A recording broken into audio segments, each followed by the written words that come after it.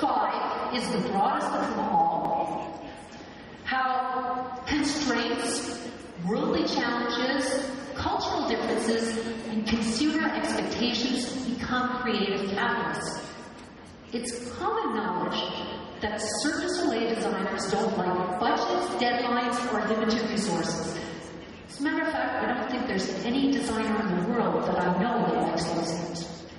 This being said, even they will admit privately, of course, that these constraints force us to become more resourceful and more creative.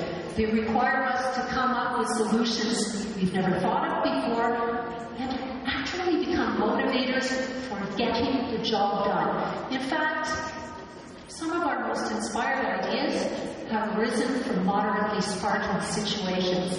And one of those belongs in a hotel called Bellagio.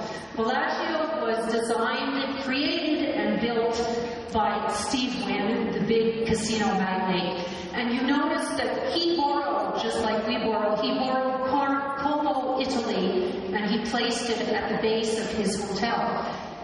Once the hotel plan was out, he asked to meet with Guy, and he turned to Guy and he said, I want you to make the world's greatest water show. This wasn't that encouraging at the time, simply because in 1996, we'd never worked with water before. We knew how to fly through the air with the greatest of ease, but we didn't even know what the temperature had to be in the pool. So we put together a design team headed up by Franco Durand and Gilles St. Croix, both people who had worked on many shows at Cirque. And for 6 months, the design team worked together in our studio in Montreal in order to come up with the 30 drawings of the different scenes in O. When the drawings, which represented man's relationship with water, the terror of water, the life-giving force, the power, the beauty, and the soothing nature, all of these were divulged in the storyboard. When they were ready, we hopped on a plane and we flew down to Las Vegas to make the presentation to Steve Wynn. Always difficult to make a presentation to Steve Wynn, but Franco Dragon did a masterful job. And he turned, Steve Wynn turned to Guy Laliberté, and he said, I want that show. We all went, okay, that part's done. Then Steve Wynn, who's an intelligent kind of guy, turned to the production manager, who was brand new at Cirque, and he asked that question none of us want to hear. How much? And Patrick whispered, $60 million. Steve Wynn choked. He went white. He turned red.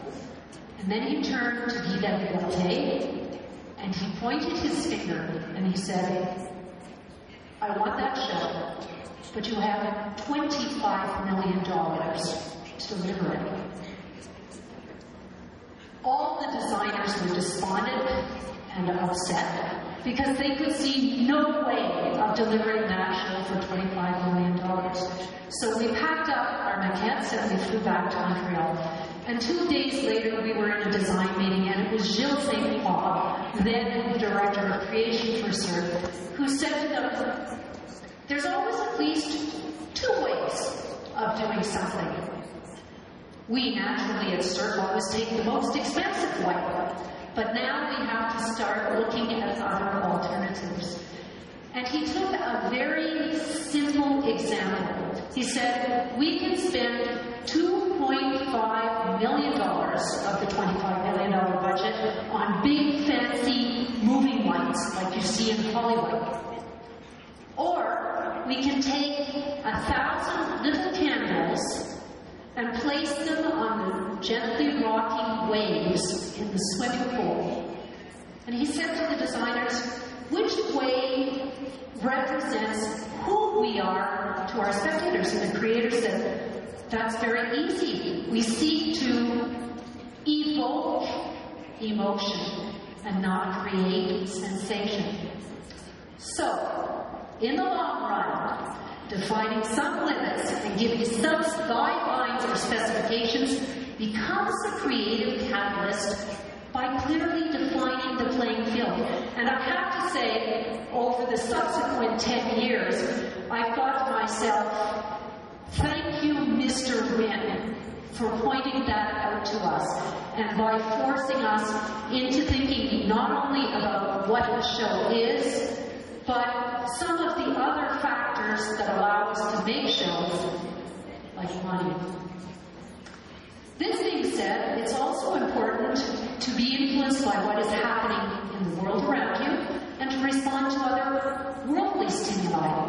In Cirque's case, we must listen to and be in touch with the entire world. It provides our inspiration and our motivation. When the world needs hope, we must provide it.